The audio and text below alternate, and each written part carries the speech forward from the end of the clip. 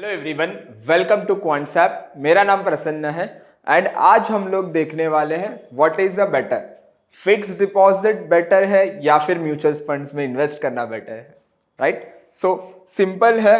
मैं कुछ चीज़ें यहाँ पे आपको एक्सप्लेन करूंगा तो उससे आप समझ जाओगे कि कौन सी चीज़ें बेटर है। तो what was the topic? Fixed deposits versus MF लिखता हूँ, म्यूचुअल फंड्स लिखता हूँ। ठीक है, नाउ इसमें और एक चीज मैं ऐड करूंगा, सेविंग अकाउंट भी यहाँ पे मैं ऐड कर लेता हूँ। चलो ठीक है, सेविंग्स अकाउंट।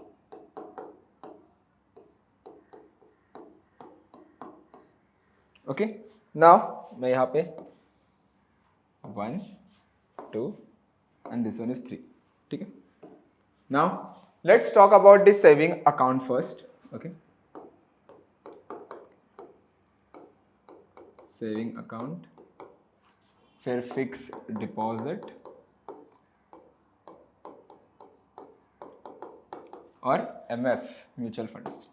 ठीक है, नाउ सिंपल देखो, पहले हम लोग कुछ चीजें समझते हैं। नाउ लेट्स सी, आपके बैंक में जा रहे हो और आपने 100 रुपया इन्वेस्ट किया है। 100 रुपया आपने बैंक अकाउंट में एज अ सेविंग रख लिया है। ठीक है, और इन्फ्लेशन रेट है 5%। ओके, नाउ सिंपल देखो, पहले समझते इन्फ्लेशन क्या। इन्फ्लेशन मतलब ये है कि जनरली एक सिंपल वर्ड में बताने जाओ कि सपोज आज जो चीज आपको 100 रुपये में मिल रही है वो 5% अगर इन्फ्लेशन है तो आगे जाके वो 105 में मिलेगी। मतलब आप 5 रुपया ज्यादा चीज उसके लिए पे कर रहे हो। राइट, 5% से वो उसका प्राइस बढ़ रहा है। तो अगर सपोज मैं सेविंग अकाउंट में 100 रुपया रख रहा हूं और मेरा सेविंग अकाउंट का कितना रिटर्न मिलता है, कितना परसेंटेज ऑफ रिटर्न देते हैं, कम 2 से 3% के आसपास, 3% पकड़ लेते हैं, 3% मिलता है। राइट, और इन्फ्लेशन रेट कितना है? 5%। राइट, सो सिंपल देखो, मुझे लग रहा है कि मेरा 100 रुपया बढ़ के 103 रुपया हो गया, लेकिन आपको क्या लग रहा है? इन्फ्लेशन रेट है 5%, तो 2 रुपए का जो है वो मेरा घाटा ही है। पैसा बढ़ रहा है वो दिख रहा है, लेकिन इन्फ्लेशन रेट भी साथ में बढ़ रहा है। राइट, तो मेरा 2 रुपए का घाटा है यहाँ पे। तो सेविंग अकाउंट में क्या होता है ना, जो रिटर्न मिलता है वो कंपैरेटिवली 3-3.5% के आसपास, 3% ही रहता है मेरे हिसाब से तो। राइट, जो कि हमें देखने मिलता है। दूसरा, अगर मैं फिक्स डिपॉजिट की बात करूं तो ये फ्लक्चुएट करते हैं 5 से 6% के आसपास, कहीं पे भी साथ मिलेंगे, लेकिन 6-6.5% के आसपास आपको मिलेंगे।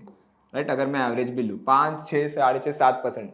Right, so again the logic is simple.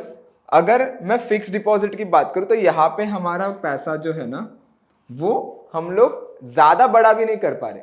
कितना बढ़ा रहे हैं? सपोज 6% का भी अगर मैं रिटर्न दे रहा हूं तो 105 का इन्फ्लेशन है, 1 रुपया मुझे 1% यहाँ पे ज्यादा मिल रहा है। मतलब समवेयर अराउंड मैं लेके जा रहा हूँ इसे एक ऑलमोस्ट 1 से 6 रुपए तक। मतलब मैं ऑन एन एवरेज ही लेके जा रहा हूँ, उसी तक ही रख रहा हूँ।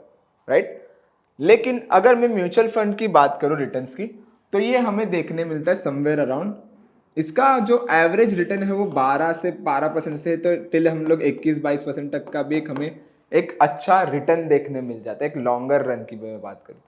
राइट, ऑन एन एवरेज भी अगर मैं तो साल भर का भी अगर मैं बात करूँ तो 12-12.5% तो अभी कोई भी म्यूचुअल फंड दे देता है। राइट, और बहुत अगर अच्छा MF है और साथ में अच्छे ओवरऑल एक्सपेंस रेशियोज में अगर मैं बात करूँ तो अगर अच्छे रिसर्च एनालिस्ट है या फिर फंड मैनेजर्स है तो बहुत अच्छा रिटर्न भी जनरेट कर पाते हैं। डिपेंड्स अपॉन द फंड आप कौन सा सिलेक्ट करो, डायरेक्ट, इनडायरेक्ट या फिर इक्विटी और अदर थिंग्स।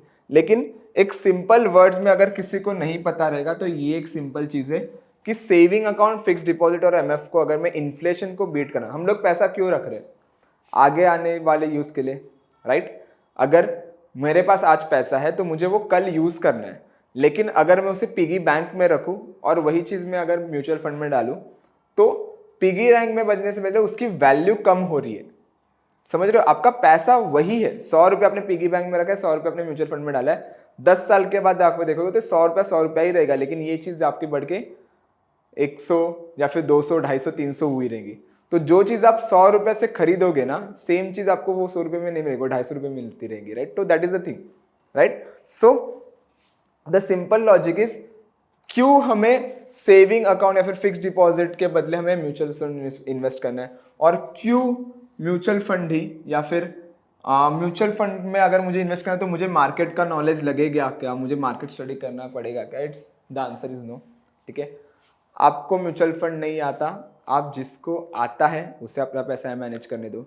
एएमसी बहुत सारी एसेट मैनेजमेंट कंपनी जो आपके फंड्स को इन्वेस्ट करती है कंपनी के अंदर, राइट? और उसके जो परसेंटेज रहती है, एक्सपेंस रेशियो बहुत रहता है टेक्निकली, लेकिन बहुत कम रहता है।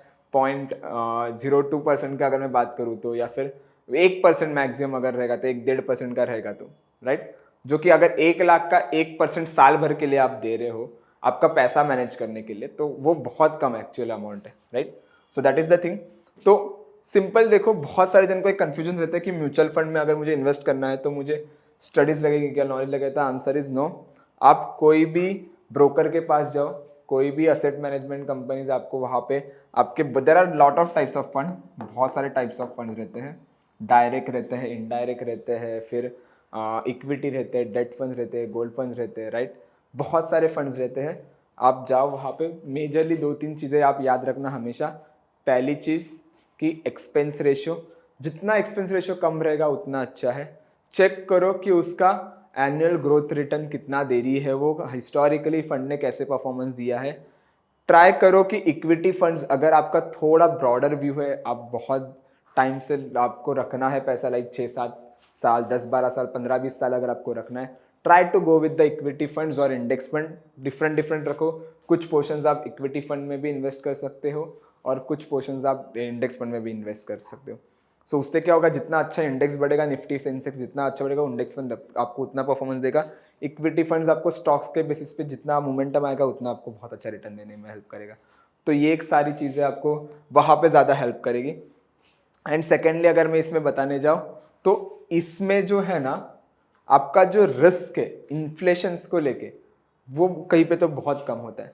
सोच को 5% इन्फ्लेशन, 3% का सेविंग अकाउंट, कुछ पैसा नहीं बन रहा है। यहाँ पे बन रहा है एवरेज, यहाँ पे पैसा बन रहा है हमारा। यहाँ पे देखो 5% का अगर इन्फ्लेशन रेट है, 12-12.5% का अगर मैं कम से कम भी रिटर्न देखो, still I am beating the inflation, right? तो इसमें दिक्कत क्या है, अगर बाजार गिर गया तो पैसा आपका गिरेगा, लेकिन short term time period of में ही गिरता है। वो छोटे छोटे जो फ्लक्चुएशन है उससे हमें डरना नहीं है। हम लोग व्यू रख रहे हैं 12-13 साल का, राइट? सिंपल देखो, आज निफ्टी अगर 25,000 पे है, 10-12 साल के बाद वो 25,000 पे रहेगा क्या? पॉसिबिलिटीज क्या है? बहुत कम है। क्या वापस वो गिर के 25,000 तक आएगा क्या? पॉसिबिलिटीज क्या है? बहुत कम है, राइट? तो यही चीज है। अभी बताओ 25,000 पे, अभी आपको लग रहा है कि निफ्टी 17,000 छू सकता है, राइट? बहुत पॉसिबिलिटीज कम है। So that is the thing. अगर निफ्टी 17,000 पे आ गया तो समझो बहुत सारी चीजें जाने वाली, तो ये आप जो रिटर्न मिल रहे हैं ना वो भी सारे जाएंगे, right? So that is the thing. So saving fix deposit MF में ये अच्छा है कि आपको रिटर्न बहुत अच्छा मिलता है as compare fix deposit and saving accounts. इसमें भी रहता है कि आपका मैच्योरिटी, कभी कभी कोई मैच्योर फिक्स डिपॉजिट रहता है कि जब तक आप वो मैच्योर नहीं होती तब तक आप निकाल नहीं सकते हो। तो लिक्विडिटी का कहीं पे तो इशू, इसमें लिक्विडिटी का इशू नहीं है, जब चाहो आप पैसा निकाल सकते हो। लेकिन इसका मतलब ये नहीं कि आप आज डालो और कल पैसा निकालो, it's not like that. Entry exit loads रहते हैं उसमें, लेकिन लिक्विडिटी आपको मिल जाती है। तो ये बहुत मेजर डिफरेंस है इसमें, राइट? सो आई होप ये वीडियो आपको अच्छी लगी रहेगी। अगर आपको ये वीडियो अच्छी लगी रही तो प्लीज़ लाइक करो, कमेंट करो, शेयर और सब्सक्राइब जरूर करना। Thank you so much everyone, thank you so much for your time.